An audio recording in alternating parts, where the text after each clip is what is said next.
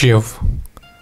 Город, построенный около 800 лет назад у берегов Вислы, некогда был важной стратегической точкой на карте.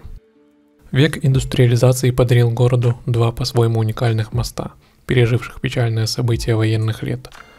Мосты, к счастью, сохранились и по сей день привлекают большое внимание, только уже не военных стратегов, а больше историков и туристов. Ну и кроме мостов, в Тчеве есть что посмотреть, что мы и сделали этим осенним днем.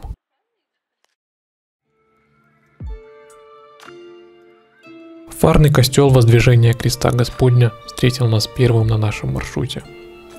Датированное 13 веком сооружение массивными стенами возвышалось над низкой городской застройкой и, казалось, занимает слишком много места среди узких улочек Тчева.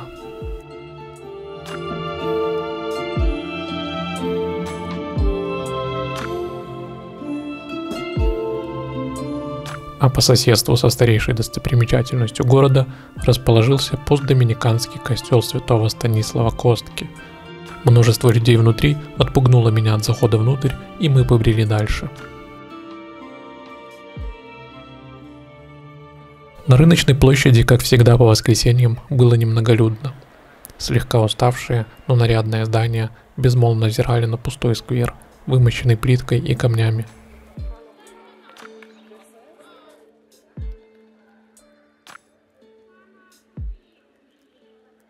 А в одном из его углов одиноко стояла статуя старомодной женщины в годах, символизирующей осень.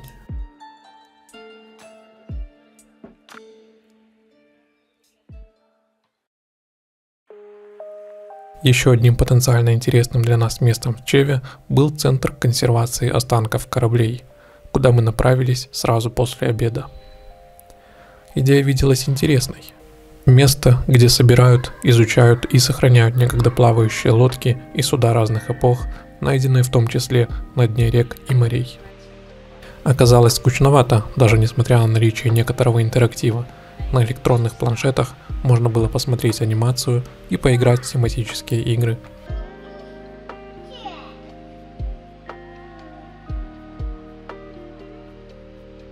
Экспозиция была небольшая, и по-настоящему впечатляющих экземпляров мы не увидели.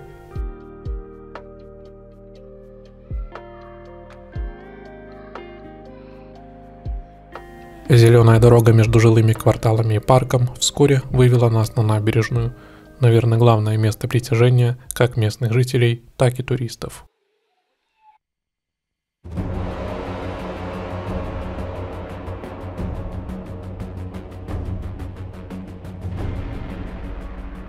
Первый мост через Вислу был построен здесь в 1857 году.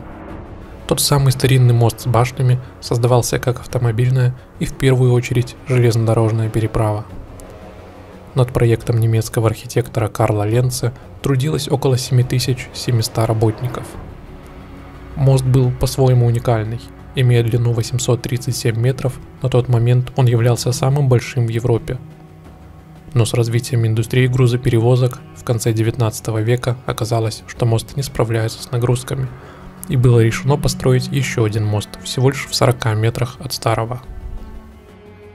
В 1939 году Тчев настигла Вторая мировая война.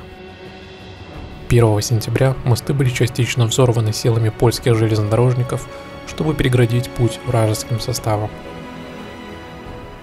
Через год немцы временно восстановили переправу, но уже в 1945-м во время отступления полностью уничтожили более новый и более важный мост, который позже был отстроен заново, но уже навсегда потерял историческую ценность. А вот старый мост, к счастью, сохранился. От 10 башен осталось только 4, и состояние его было не самым лучшим. Тем не менее, после войны и до 2000-х годов он успешно выполнял функции пешей и автомобильной переправы. Последние 10 лет мост находится в затяжной стадии ремонта. Детская площадка, перекус, и вот настал час покидать Тчев. Сквозь красивую новую застройку у набережной мы медленным шагом возвращались в старый город. Люди не спеша завершали свои воскресные дела, машины доезжали свои последние маршруты. Начинался закат.